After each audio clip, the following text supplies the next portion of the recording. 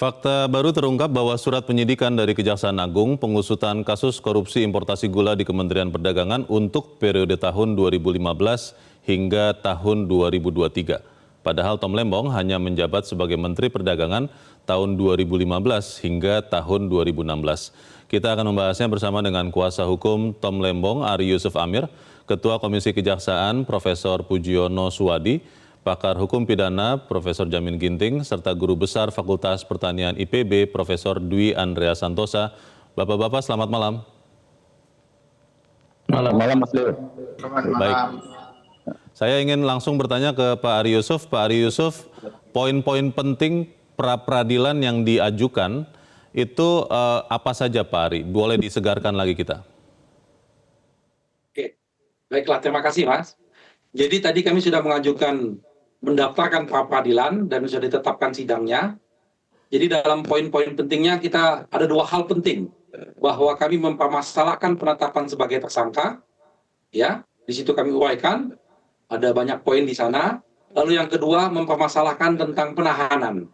Dua hal ini yang poin penting yang kami sampaikan di pra-peradilan kami. Tapi seperti yang di awal disampaikan tadi, ada hal yang baru, memang itu yang menarik. Karena memang semua surat-surat yang kami terima, baik itu sprindik, panggilan, penetapan, dan yang lain-lain, di situ disebutkan bahwa sprindik ini kaitan dengan importasi gula di Kementerian Perdagangan untuk periode 2015 sampai 2023. Sangat jelas sekali disebutkan dalam semua surat-surat tersebut. Nah, yang kita bingung sampai saat ini, kok hanya stop sampai 2016? Kenapa tidak ada pemeriksaan menteri-menteri selanjutnya?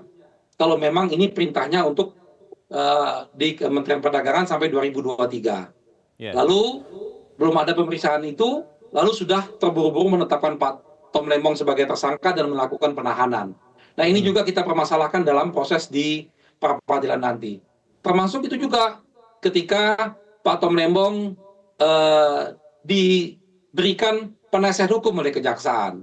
Karena pasal 55 kita, KUHP menjelaskan bahwa tersangka memilih sendiri. Memilih sendiri artinya dia diberikan kebebasan untuk menentukan siapa penasihat hukumnya.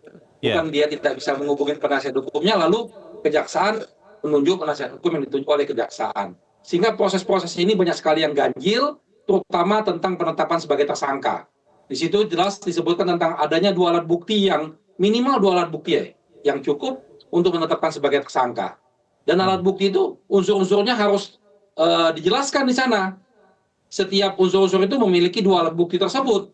Nah, inilah yang sampai sekarang kita tidak mengetahui. Karena kemarin ketika kita mendampingin Pak Tom Lembong, hanya bicara soal kebijakan-kebijakan saja. Oke. Seperti itu, Mas. Saya ingin ke Pak Jamin. Pak Jamin, kalau melihat bangunan kasus ini, apakah benar yang barusan disampaikan oleh kuasa hukum Thomas Lembong bahwa ada kelemahan-kelemahan dari kasus soal penetapan dua alat bukti yang tidak jelas, soal penetapan status tersangka? Menurut Anda seperti apa, Pak Jamin? Ya, kalau saya lihat dari pemaparan Mas Ari tadi ya, jadi penetapan tersangka itu perlu minimum dua alat bukti, itu putusan MK 21 disebutkan demikian. Nah, kualitas alat bukti itu adalah kualitas alat bukti yang ditekankan dalam pasal 184. 184 itu kualitas alat buktinya benar-benar alat bukti yang sah, ya, bukan alat bukti yang sembarangan. Nah, untuk menilai kualitas alat bukti itu tentu ada relevansinya dengan perbuatan orang tersebut. Nah, kalau tidak ada, maka dapat dinyatakan bahwa tidak cukup alat bukti. Nah, memang dalam konteks pra-peradilan ini sangat sulit ya untuk bisa menentukan kualitas alat bukti itu. Pasti nanti Kejaksaan mengatakan, wah, ini kan berdasarkan kuantitas. Salah besar saya kira, karena di pra-peradilan itu bukan menilai hanya jumlah alat bukti, tapi juga menilai kualitas alat bukti. Begitu.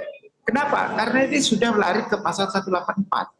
Kalau awalnya itu cuma bukti permulaan, bukti mula-mula, ya benar. Tapi kalau dia merujuk pasal 184, Anda baca itu 184. Semua alat bukti itu adalah bukti yang sah. Jadi mengacu kepada alat bukti yang sah yang ada 184. Nah, kenapa begitu cepatnya proses ini? Saya lihat kejaksaan ini bukan, tadi kan disebut due process of law ya, tapi realitanya kalau saya lihat ini bukan model due process of law, ini prosesnya adalah crime control model. Jadi dijadikan dulu penjahat, dijadikan dulu tersangka, baru nanti barang buktinya dicari begitu. Nah, kalau sistem crime control model memang begitu, karena dia ukurannya adalah kecepatan. Ukurnya adalah bagaimana menjadikan orang itu tersangka dulu, bersalah dulu, baru nanti pembuktiannya mereka baru kumpulkan. Nah, ini yang saya lihat, sistem yang dilakukan crime control model ini sebenarnya tidak boleh di Indonesia. Karena dulu kenapa ada crime control model? Dulu karena tingkat kejahatannya cukup tinggi, sehingga perlu penegak hukum cepat ya untuk menindak, melakukan secara tuntas. Tapi ini kan situasinya situasi yang normal, itu yang saya sampaikan. Nah, tadi saya setuju dengan Pak Adi, kenapa hanya Pak Lembong saja pada masa itu? Saya akan contoh begini, kalau ada suatu tindakan atau perbuatan yang modelnya sama apa yang dilakukan oleh Pak Lembong, apa yang dilakukan oleh menteri sebelumnya, apa yang dilakukan oleh menteri setelahnya, berarti polarisasi perbuatannya sama. Kalau polarisasi perbuatannya sama, berarti itu bukan semata-mata atas niat jahat orang itu, tetapi adalah sistem yang membuat itu seperti itu. Nah, kalau sistem yang buat seperti itu, harusnya semua orang itu dimintakan pertanggungjawaban hukum. Nah, inilah kenapa sampai cuma Pak Tom Lembong aja sebagai menteri pada saat itu yang diminta pertanggungjawaban. Nah, ini juga nanti hakim bisa menilai berarti ada salah prosedural dalam menetapkan tersangka ini. Begitu. Kami sebetulnya sudah berusaha mengundang Kejaksaan Agung tetapi tidak berhasil. Tapi kami ingin bertanya kepada Pak Pujiono, Ketua Komisi Kejaksaan. Pak Pujiono mendengar penjelasan tadi yang disampaikan Pak Ari, kemudian juga oleh Pak Jamin. Ada tanggapan Pak terkait dengan bangunan kasus ini? Karena beberapa hal itu yang juga belum diberitahu oleh Kejaksaan Agung. Pak Pujiono.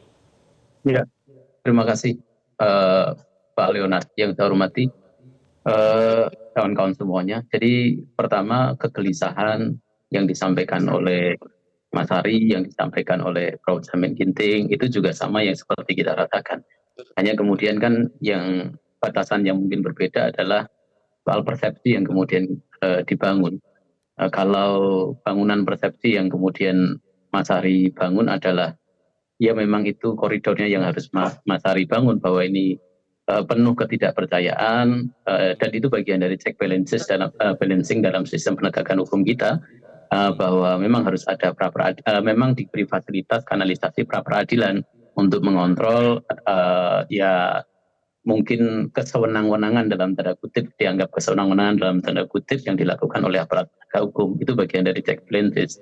Cuman yang kemudian harus kita juga harus secara jujur, sebagai kami sendiri ya di pengawas kejaksaan, kita juga sudah mengkonfirmasi itu, menanyakan itu segala macam ya, bahwa proses ini tidak serta-merta terjadi bahwa kemudian demikian jadi langsung kemudian ditetapkan tersangka, ditahan gitu. Tapi sudah kan proses penyidikan itu sama seperti yang disampaikan oleh Prof. Jamin tadi, itu kan ada alat bukti dulu. Nah, alat bukti permulaan, yang kemudian dari alat bukti permulaan itu dilakukan pendalaman dan pendalamannya tidak hari-hari ini.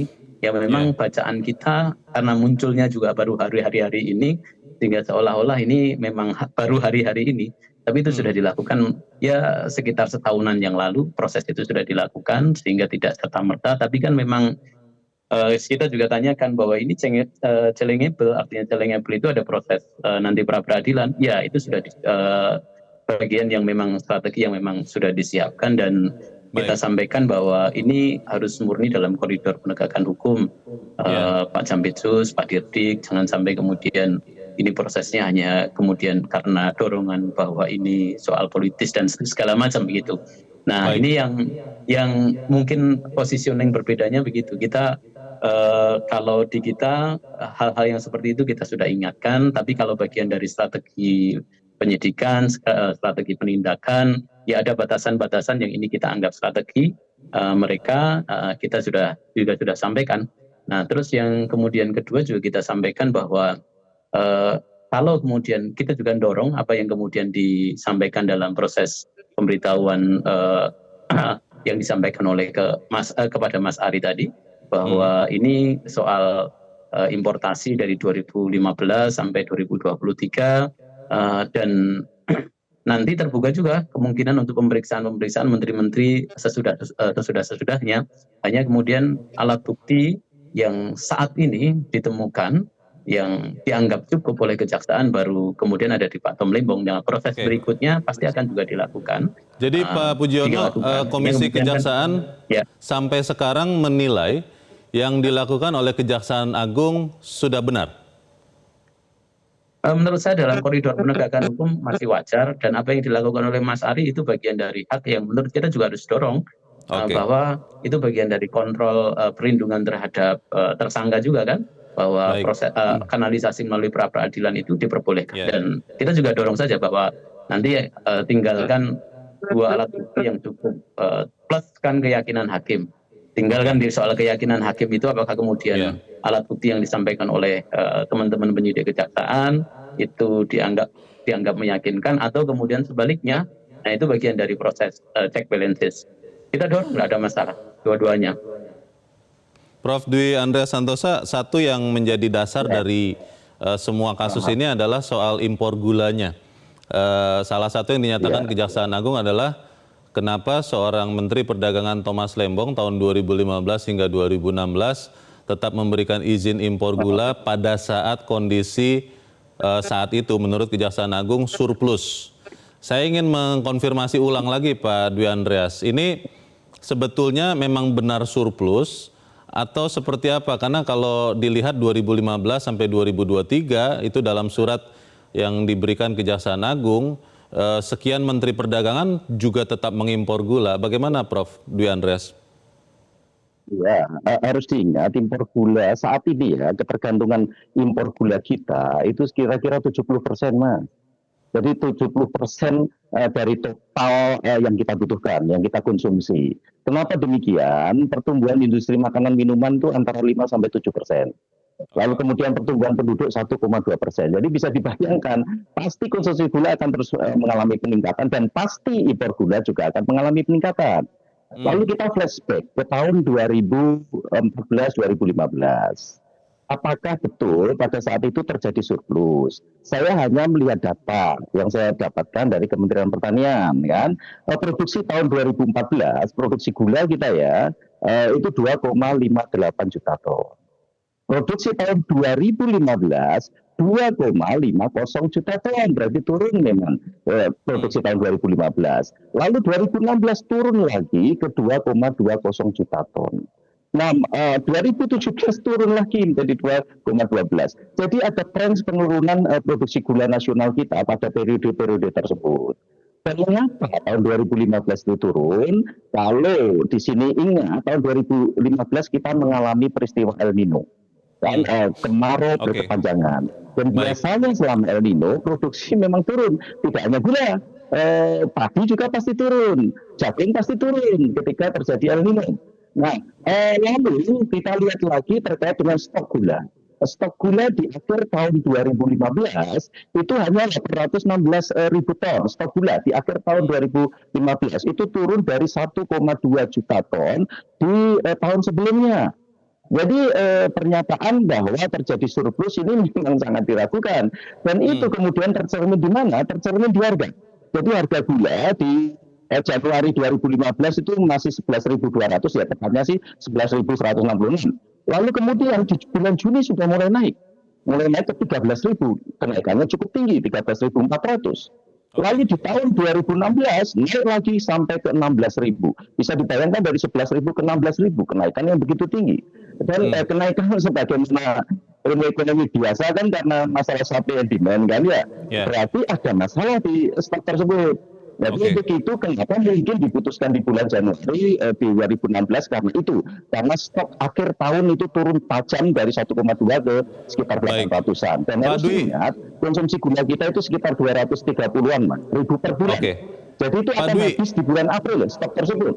Apa yang membuat Senin baru Kejaksaan dimulai sekitar Agung, bulan Juni Juli. baik Prof. Dwi, apa yang membuat Kejaksaan Agung kemudian menyatakan tahun 2015 kondisi produksi gula kita surplus, ini terus-terusan dipertahankan oleh Kejaksaan Agung?